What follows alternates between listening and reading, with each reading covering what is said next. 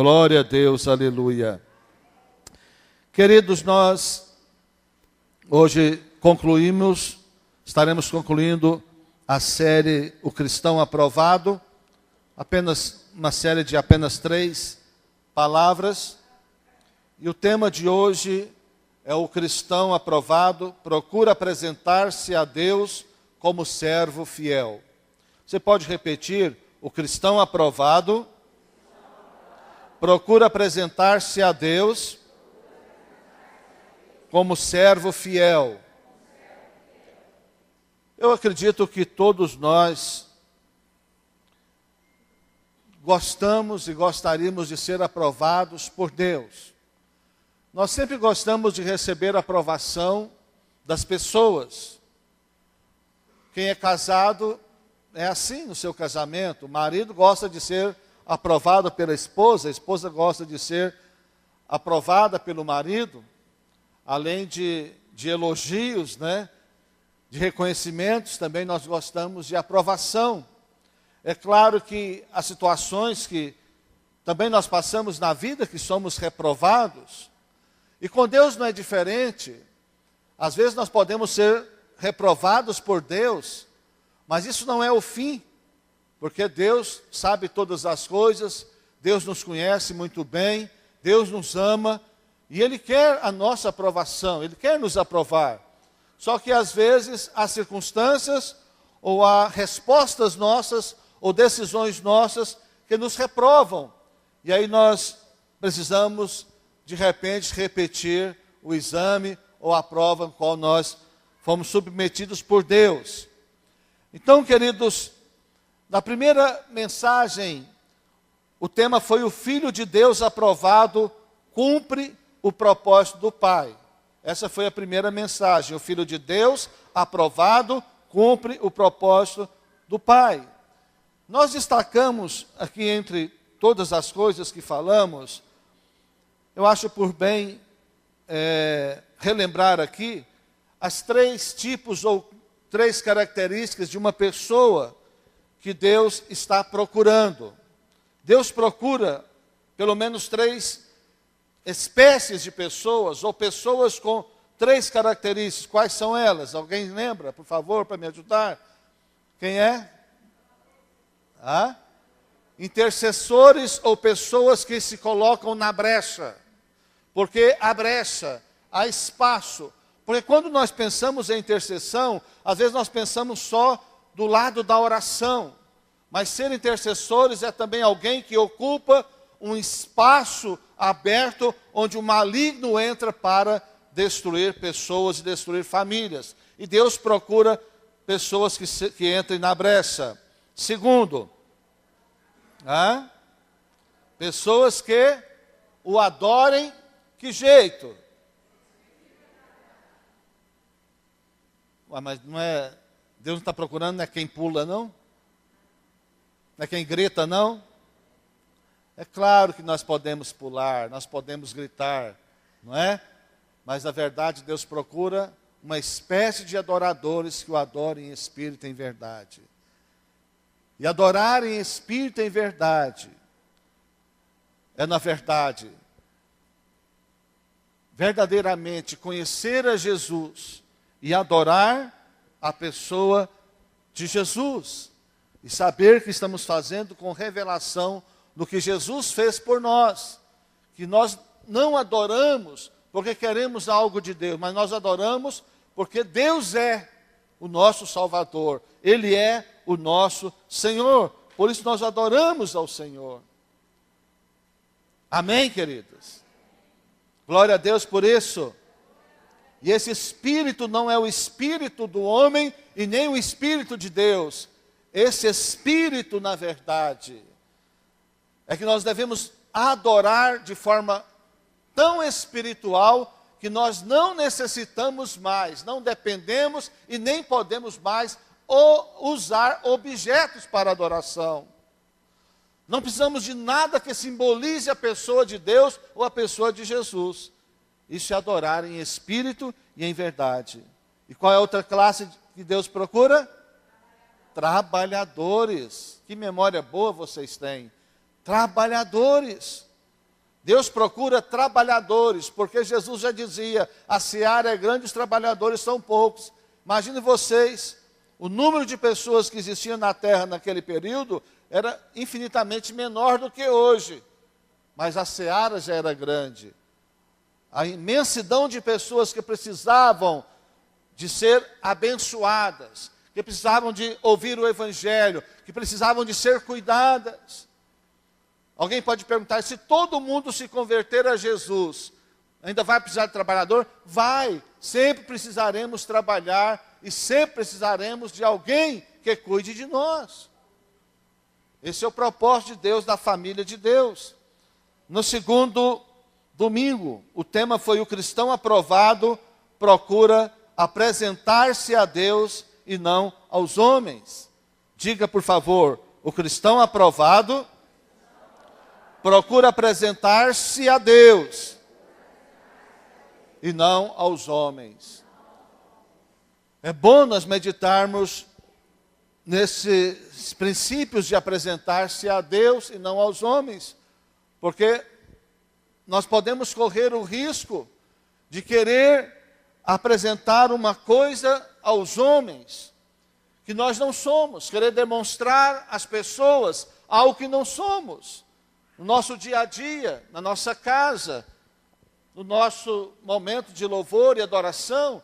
Imagine os irmãos que ministram aqui em cima o louvor e adoração. Imagine eu pregando a palavra de Deus aqui e querendo me apresentar, ou nós querendo nos apresentar a vocês, uma pessoa que não é verdadeira, não é? Colocando aqui uma máscara, uma capa, e para vocês nós podemos até transparecer algo, mas Deus sabe de tudo, então não adianta eu querer mostrar para vocês, os irmãos aqui, demonstrar uma adoração, um louvor, uma espiritualidade que não é verdadeira, porque pode até enganar o homem, mas não podemos enganar a Deus.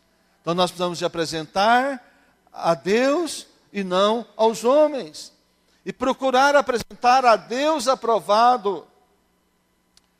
É alguém que um dia se submeteu a um exame, que se submeteu a uma prova qualquer, ou a uma tentação, mas venceu, e concluiu o processo, queridos.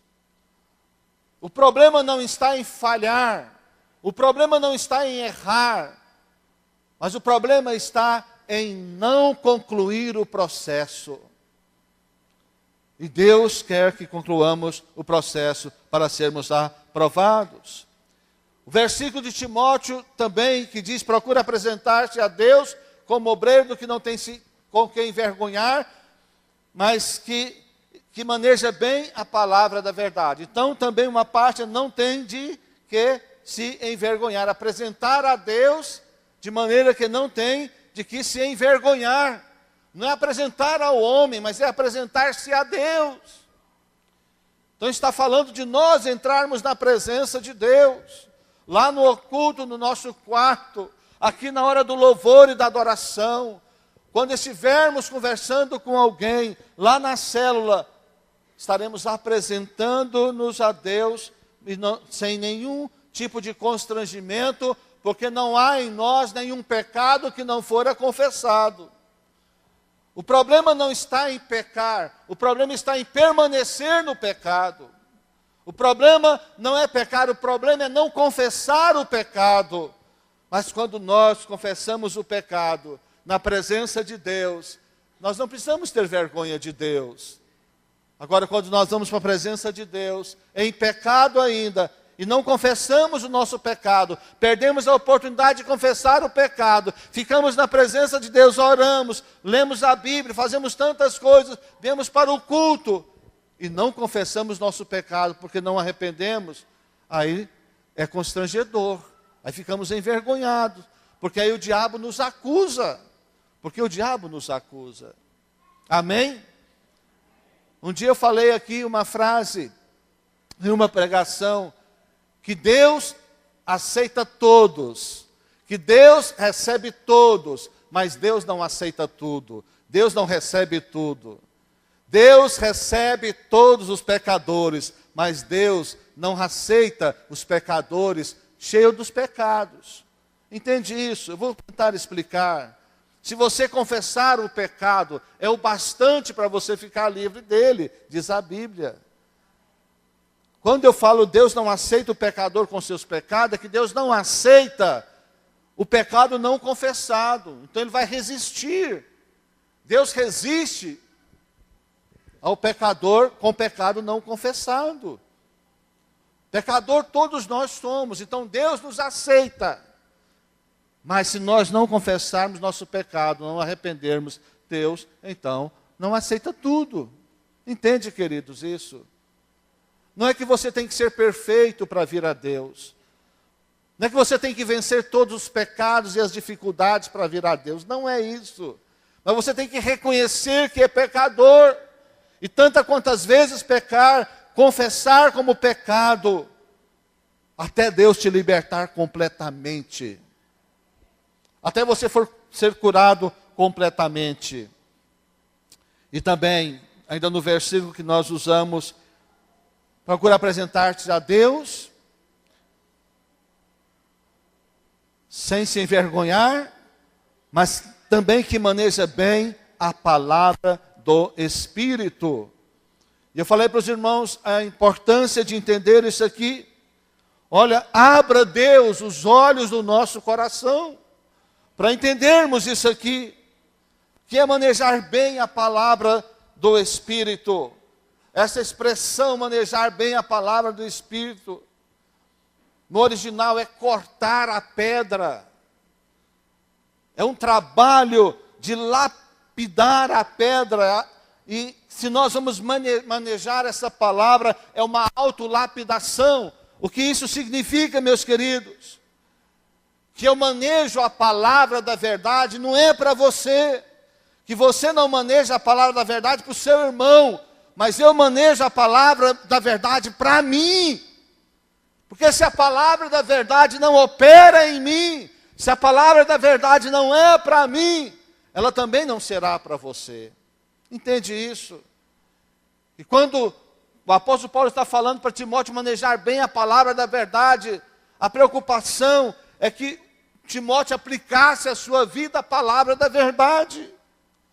Por isso, em Tiago, vamos ler esse texto em Tiago, capítulo 1. Abra sua Bíblia, por favor. Tiago, capítulo 1. Tiago está depois de Hebreus. Hebreus está depois das cartas de Paulo. Inclusive, acreditam a Paulo também, Hebreus, não é? Como ele é autor, mas não está bem claro isso. Tiago 1, 22 ao 25, eu quero ler esses versículos com os irmãos. Você abriu aí? Amém? Tiago 1, 22 ao 25. Tornai-vos, pois, praticantes da palavra e não somente ouvintes, enganando-vos a vós mesmos. Porque se alguém é ouvinte da palavra e não praticante, assemelha-se ao homem que contempla num espelho o seu rosto natural. Pois a si mesmo se contempla e se retira, e para longe se esquece de como era a sua aparência. Mas aquele que considera atentamente na lei perfeita, lei da liberdade, e nela persevera, não sendo ouvinte negligente, mas operoso, praticante, esse será bem-aventurado no que realizar. Veja bem, nesse tempo de Paulo, não existiam esses espelhos que nós temos hoje, tão claros, não é? Que às vezes para alguns é até ruim. Você gosta de se olhar no espelho? Fica satisfeito? Acha ruim? Para que Deus me fez desse jeito? Não é? Eu não acho ruim, não é? Já contei para os irmãos, eu olho no espelho sempre, mas eu só descobri, eu não importo, francamente não importo, não é? Se eu sou bonito, se eu sou feio. Até brinco às vezes, falando para os irmãos que eu sou bonito, mas é brincadeira, irmãos, tá bom? Mas depois de tantos anos, né, que a Suelen já era grande, adolescente ou jovem já, que eu descobri que eu tenho uma pelota no nariz. Eu nunca tinha observado que, você está vendo, meu nariz tem uma pelota? Não dá para você ver, não? Pois a Sueli me convenceu que tem. Um dia eu estava falando, brincando, e eu brinquei. Estava brincando com ela, e ela falou, meu nariz é igual ao seu. Igual como? A pelota, a mesma pelota que você tem, eu tenho. Né? Então, assim, foi uma revelação para mim. Né? O que acontecia com o espelho? O espelho, ele era, na verdade, um metal, ele era feito geralmente de bronze, muito polido, mas não era claro como é um espelho de vidro hoje. Você pode entender isso, não é? Você pode entender. Então a pessoa olhava aquele espelho de bronze bem polido e via ali a sua imagem, mas não era uma imagem tão clara como é hoje. Mas logo ele se afastava, ele já esquecia como que era. Sabe por quê, queridos? Porque ele não tinha revelação do que ele era realmente, porque o espelho era ruim.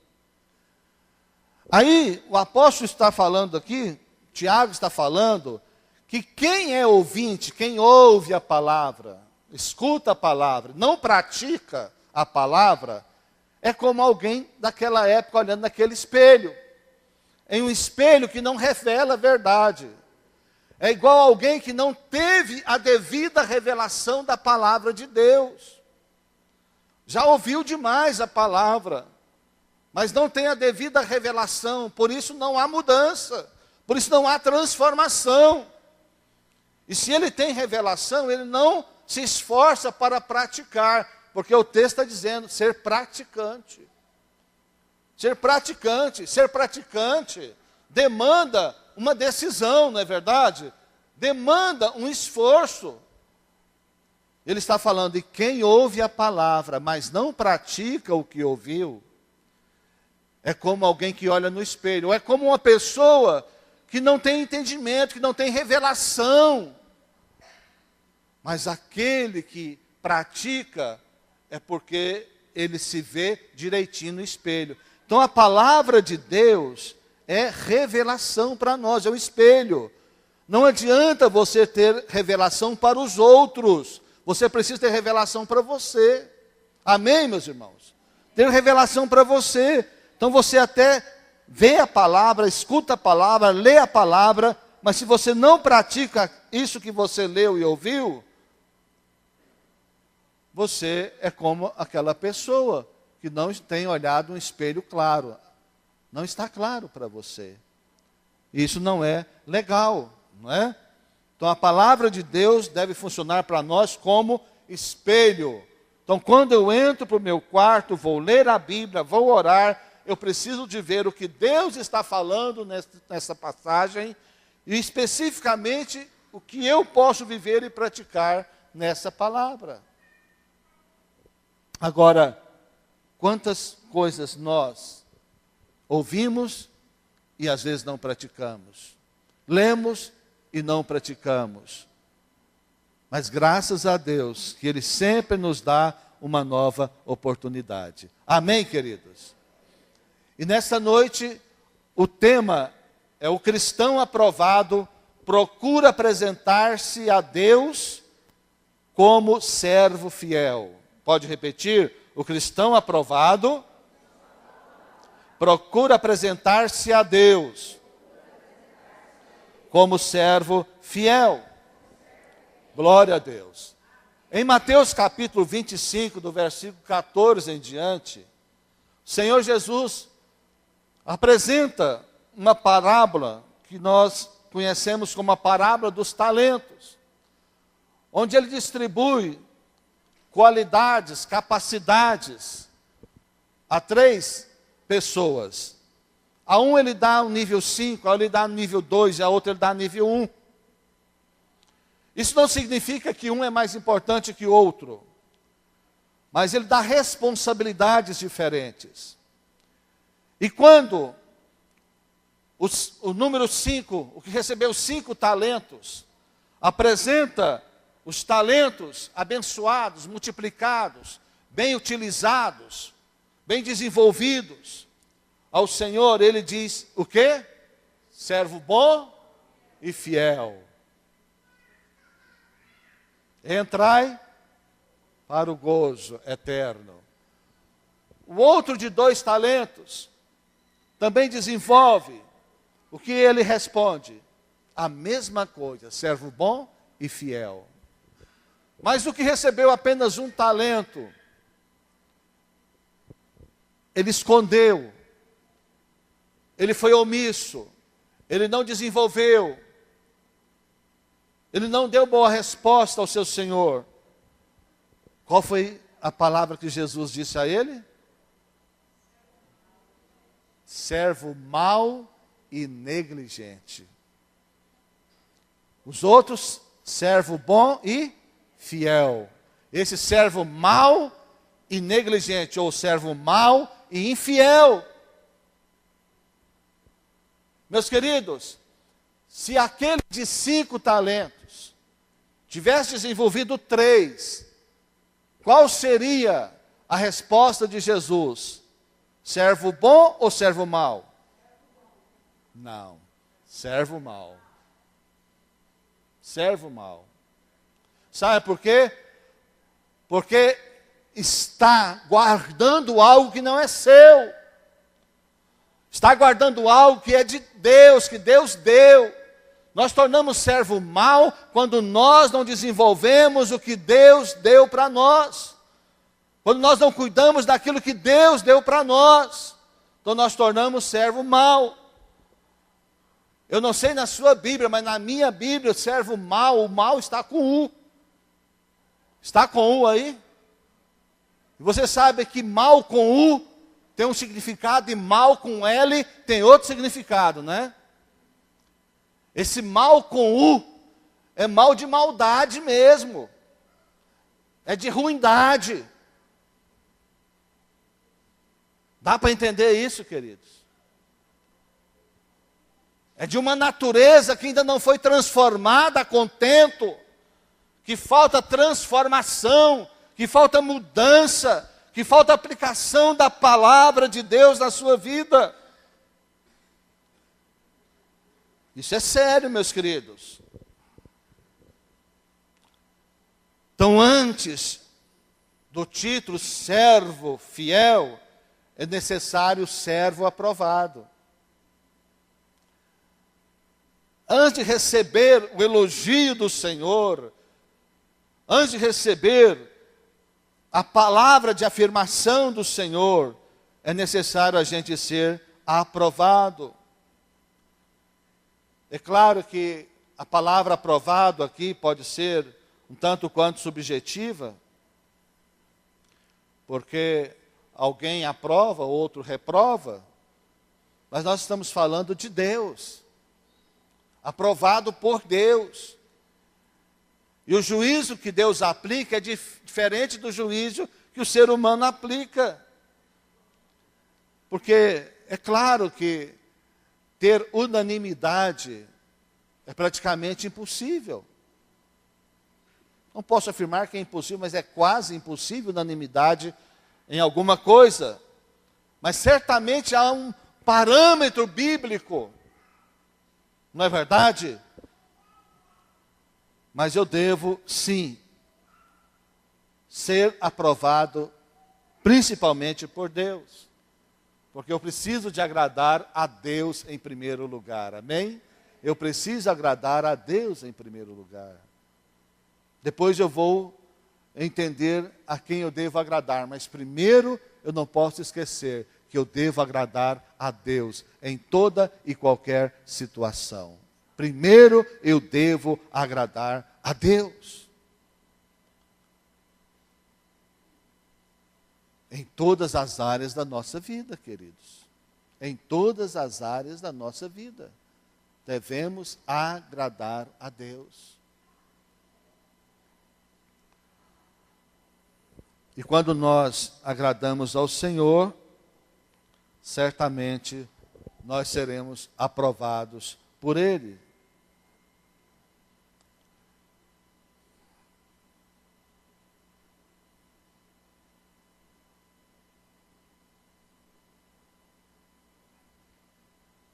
Tiago capítulo 1, versículo 12 ao 15. Você está com a Bíblia aberta aí ainda?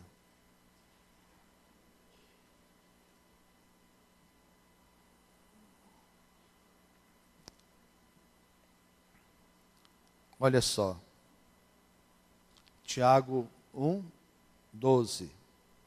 Bem-aventurado o homem que suporta com perseverança. Suporta com quê? Perseverança. Não é com murmuração, né? A aprovação, porque depois de ter sido aprovado, receberá a coroa da vida, a qual o Senhor prometeu aos que o amam. Então a coroa da vida é para quem é aprovado. Ninguém ao ser tentado diga sou tentado por Deus, porque Deus não pode ser tentado pelo mal, e Ele mesmo a ninguém tenta. Ao contrário, cada um é tentado pela sua própria cobiça, quando esta o atrai e seduz. Então a cobiça, depois de haver concebido, dá à luz o pecado, e o pecado, uma vez consumado, gera a morte. Está aí, queridos. Não se pode dizer que foi tentado por Deus.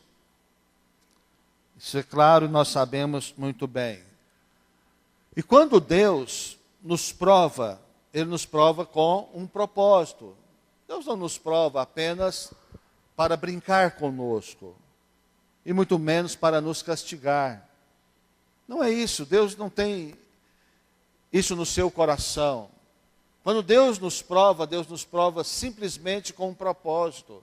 Propósito de nos mudar, de nos transformar, de nos fazer crescer, de nos fazer avançar, nos fazer conquistar algo que Ele quer que conquistemos, nos amadurecer, porque precisamos de crescer, de amadurecer em fé, em intimidade, em relacionamento com Ele. Então vem de Deus a aprovação, Deus permite a aprovação. E é bom entendermos a diferença da aprovação com a tentação, não é?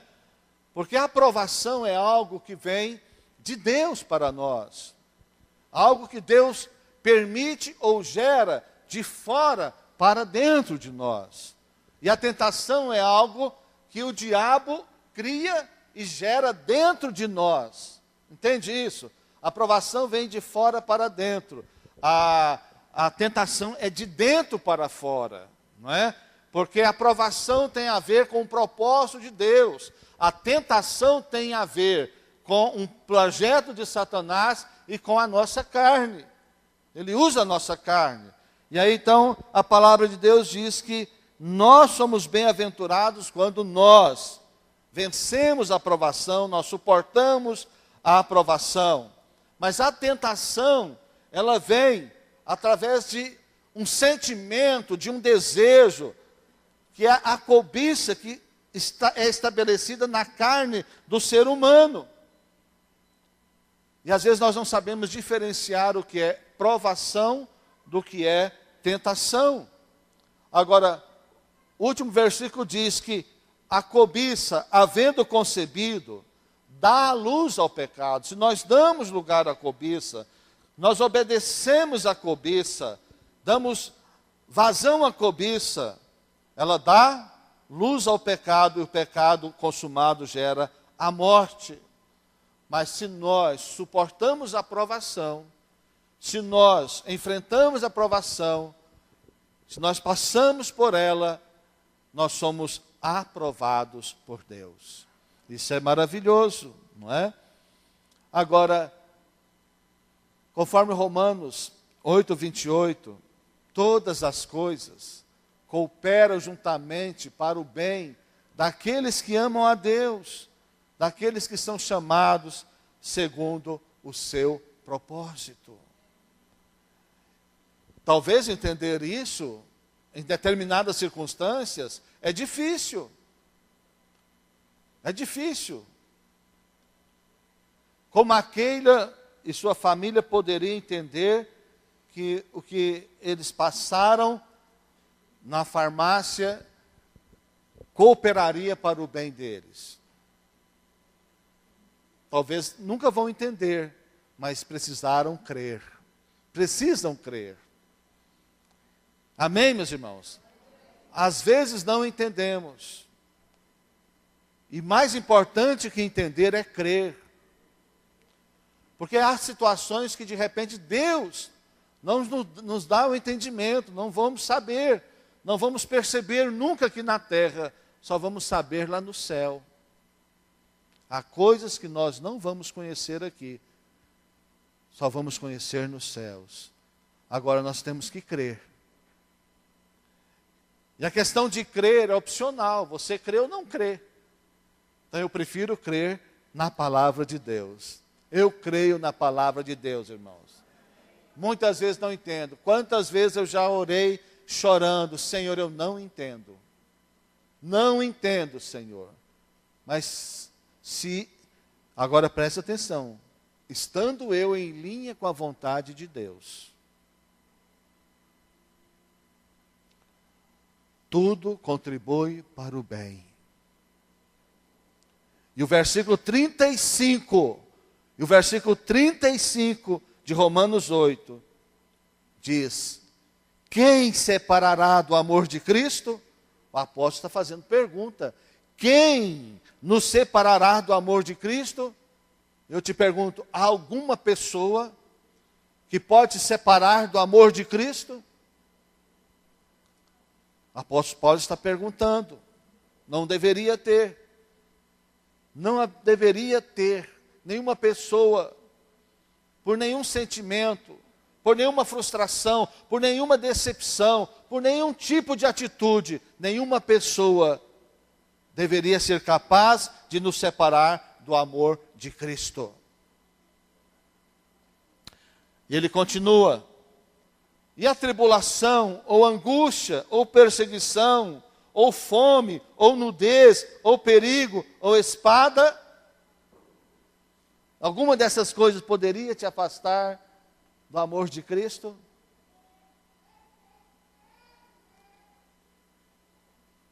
Nenhuma, queridos.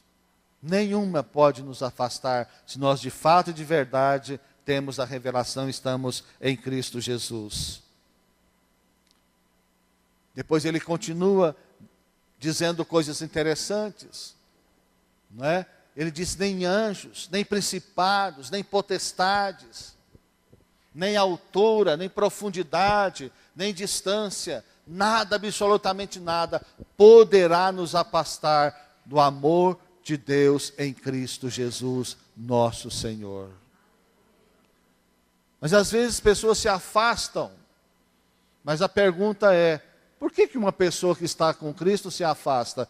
Mas eu acho que a pergunta devia ser outra: será que essa pessoa realmente está em Cristo? Será que ela esteve algum dia em Cristo?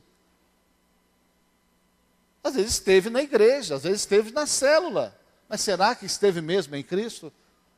Não somos juízes, não é? Não estou falando aqui menção a nem a B, pelo amor de Deus. Não é? Não lembro de nenhuma pessoa agora.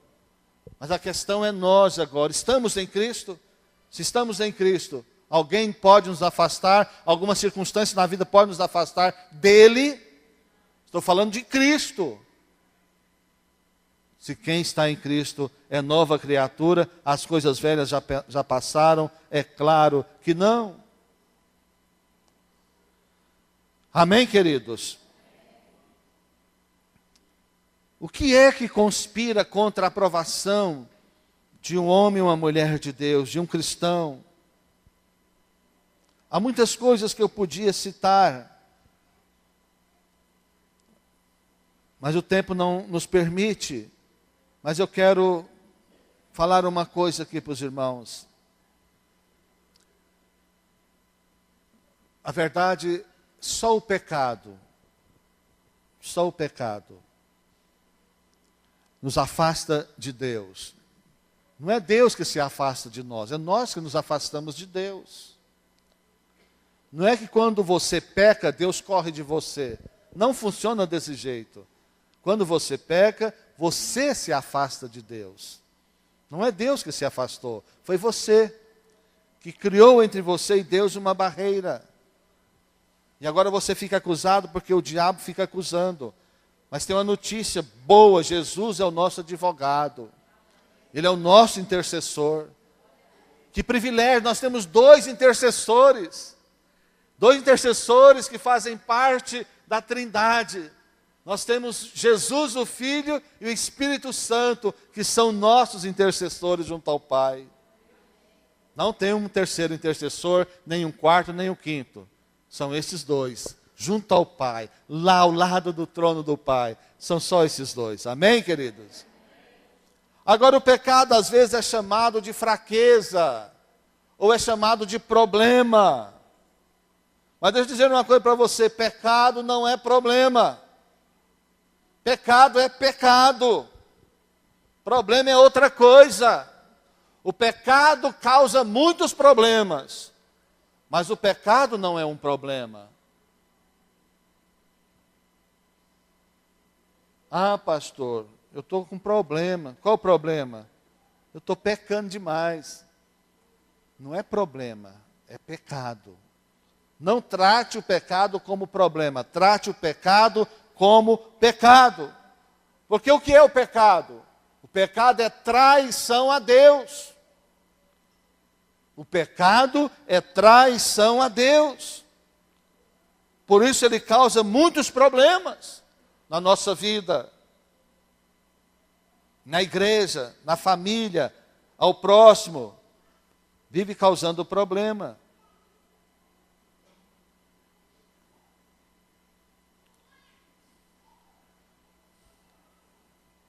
Mas às vezes, queridos, há situações que há na nossa alma um trauma que nos atrapalha a avançar em Deus, e nós nos tornamos insensíveis a Deus.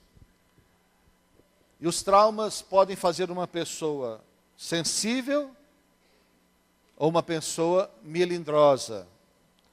Você sabia que há diferença entre sensibilidade e melindre?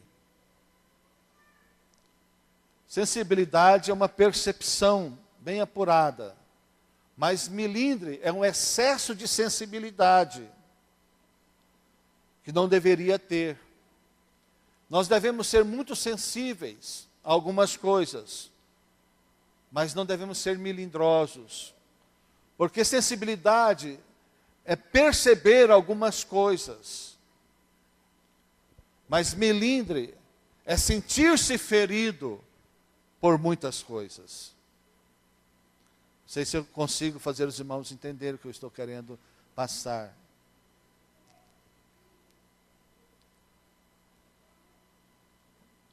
E o melindre, na verdade, é causa de algum trauma que nós tivemos. E aí não fomos curados, por isso continuamos melindrosos. Uma pessoa melindrosa precisa de cura e de libertação. Deus nos fez com sensibilidade no tato, não é? Toda a nossa pele tem uma sensibilidade, uma capacidade de perceber algumas coisas. Eu me encosto num lugar, não é? Eu sinto que eu encostei, eu percebo que encostei. Não é? A não ser que esteja todo doente, né? Tem gente sentindo frio aqui, mas tem gente sentindo calor. É sensibilidade diferente. Não tem como regular o ar-condicionado para ficar ideal para todo mundo. Não tem. Não é? Então, as sensibilidades são diferentes. Eu tenho um amigo que ele tem diabetes e ele complicou muito seu organismo. E ele foi para Caldas Novas e entrou numa água muito quente. E as pernas dele tinham perdido a sensibilidade. E causou queimadura muito grande numa piscina muito quente. Olha para você ver. Dentro de uma sauna, numa piscina, uma coisa assim, ele me explicou. Já tem um tempo, eu não me lembro mais dos detalhes, mas sei que foi em Caldas Novas, na água quente. E ele não sabia o que estava acontecendo, ele não sentia nada nas pernas. O que aconteceu? Lá mesmo deu uma crise forte, teve que correr para Goiânia. Chegaram aqui e amputaram uma das pernas dele. Então, ele perdeu a sensibilidade. Mas quando nós temos um trauma na nossa alma, e aí a nossa alma já não é mais sensível, ela passa a ser melindrosa, é como nós temos um machucado. Você queima a mão, por exemplo.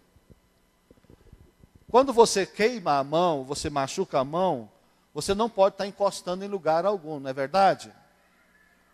Mas antes você encosta em qualquer lugar sem problema. Dói um certo tanto. Você percebe. Mas quando está machucado ou queimado, o encostar faz doer muitas vezes mais, não é assim? Assim é a pessoa que tem trauma também e se torna melindrosa. Por que ela é melindrosa? Porque ela tem excesso de sensibilidade. Aí o que precisa ser tratado é o trauma, ela tem que ser curada desse trauma. E o que é que cura esse trauma?